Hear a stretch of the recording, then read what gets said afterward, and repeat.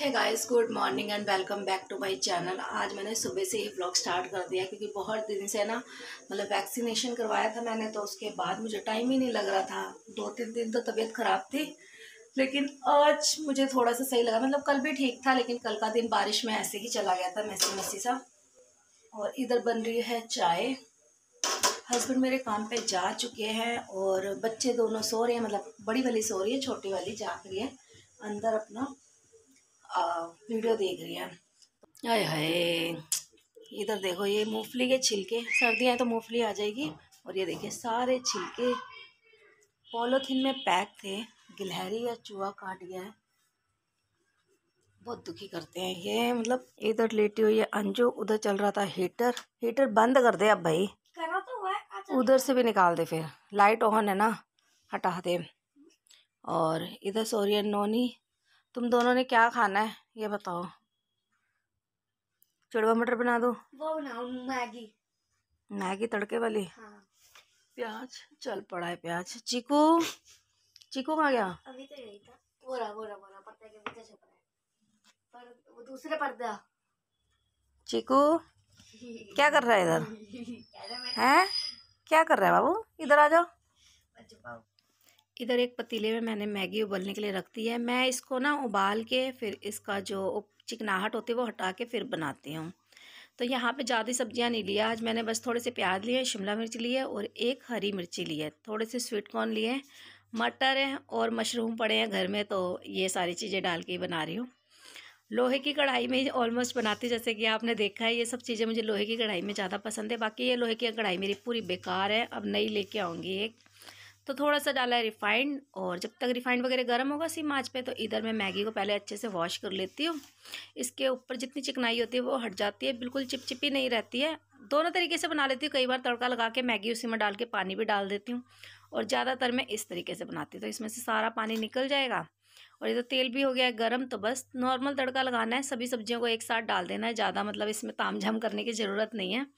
और 2 मिनट के लिए मुश्किल से आपने पकाना है।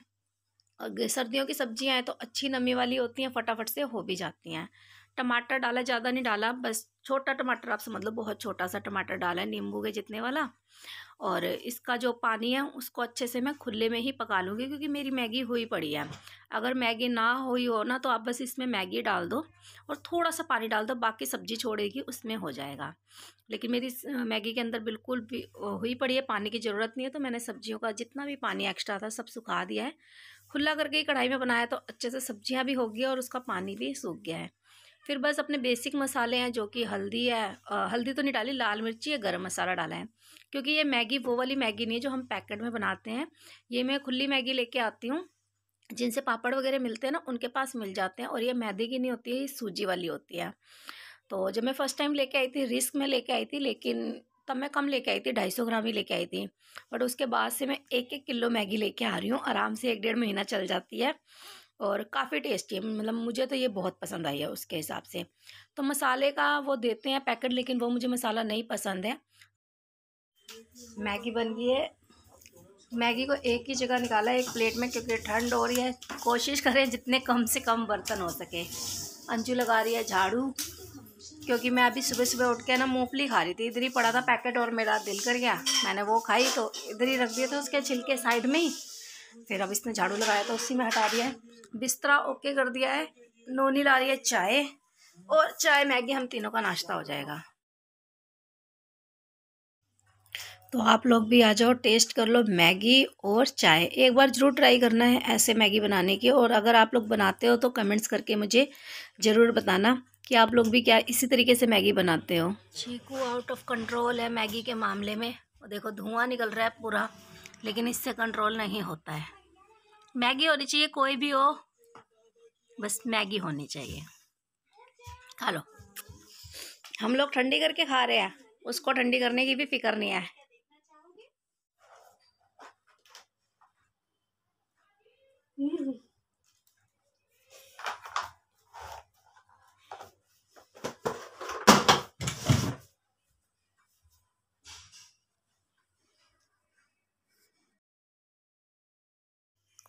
तो फ्रेंड्स, अब मैं सीधा आपको शाम को मिल रही हूँ, जो कि टाइम हो रहा है 5 बजे का। तो थोड़ी सी करने जा रही हूँ कमरे की क्लीनिंग।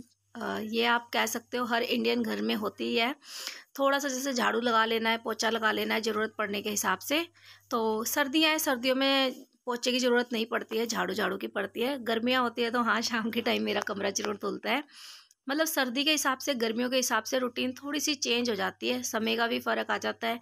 जैसे शाम को अभी मैं 5 बजे ही काम कर ले रही क्योंकि अंधेरा होने वाला है और ऑलमोस्ट काफ़ी ज़्यादा अंधेरा हो भी गया है। लेकिन यही अगर गर्मियाँ होती है तो 7 बजे तक भी धूप रहती है, तो उस टाइम कर रही होती हूँ।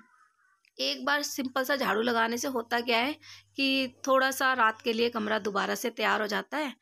ऐसा नहीं है कि ये सिर्फ छोटे घर में ही ज़रूरत है, इसकी ज़रूरत तो खैर मुझे लगता है बड़े घरों में भी पड़ती है कि हम इंडियन घरों में 2 टाइम तो ज़रूर झाड़ू लगता ही है।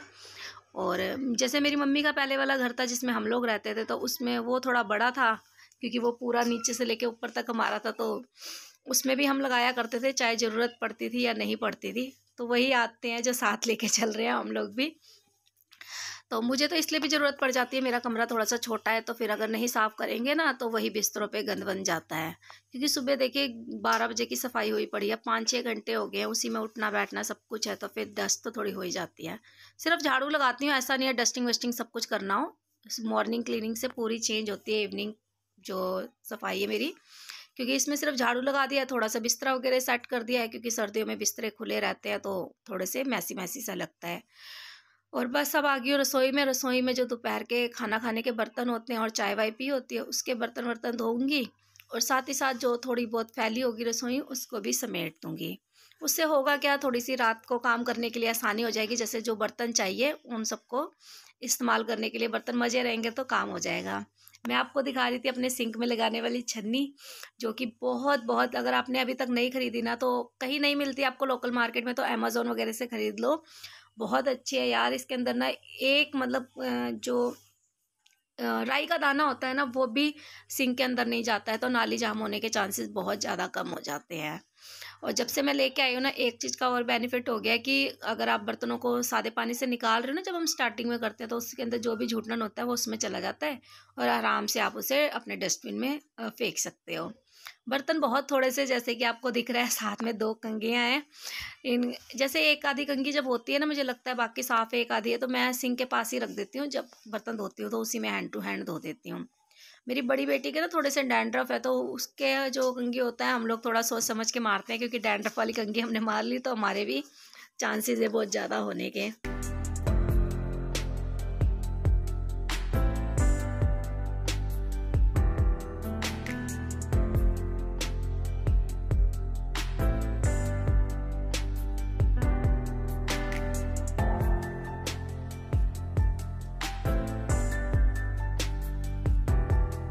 वैसे तो जो शाम की सफाई है वो मेरी बड़ी बेटी की ड्यूटी है, मतलब हम तीनों माँ बेटी ने एक एक टाइम की ड्यूटी ले रखी है। अब लॉकडाउन के बाद जब मतलब मेरी थोड़ी सी तबीयत ख़राब हो गई थी, तो उस टाइम हम सब ने अपना अपना काम बांट लिया था। और धीरे धीरे देखो बच्चे बड़े हो रहे हैं तो उनको साथ ही साथ घर गृहस्थी के काम भी छोटे छोटे सिखाने पड़ेंगे।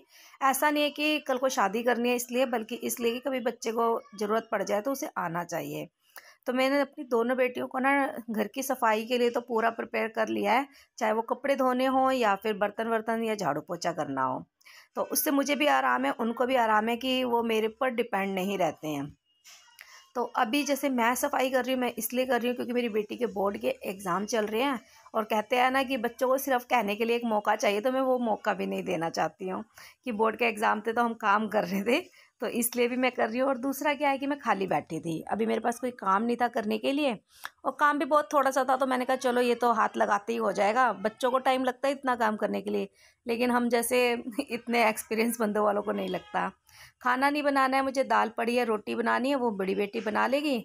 ये टमाटर है, टमाटर बाद में अंजू रख देगी। फ्रूट है, फ्रूट बाहर रहेगा क्योंकि फ्रिज के रखे फ्रूट बिल्कुल नहीं खाए जा रहे हैं, किनो विनो, तो ये बाहर ही रहेंगे इधर। बाकी डस्टबिन में ये कूड़ा है, ये रात को ही जब अंजू बर्तन धोएगी रात के, तब उसमें तब खाली करते हैं हम, फिर धो के डस्टबिन को उल्टा करके रख देते हैं ताकि नेक्स्ट डे के लिए ये तैयार रहे कूड़ा भरने के लिए। कमरा और रसोई दोनों ही अच्छे से साफ़ हो चुके हैं। और देखिए मेरा घर बहुत छोटा है, मतलब स्टार्ट बाद में होता है, ख़त्म पहले हो जाता है, काफ़ी छोटा है। आप बेड की ब्रिज से लगा सकते हो कि ये देखिए, ये सिर्फ पूरी बेड की चौड़ाई है और उतना सा ही ये एक दरवाज़ा खुल रहा है, उतनी जगह है, बाकी थोड़ा सा वेड़ा है।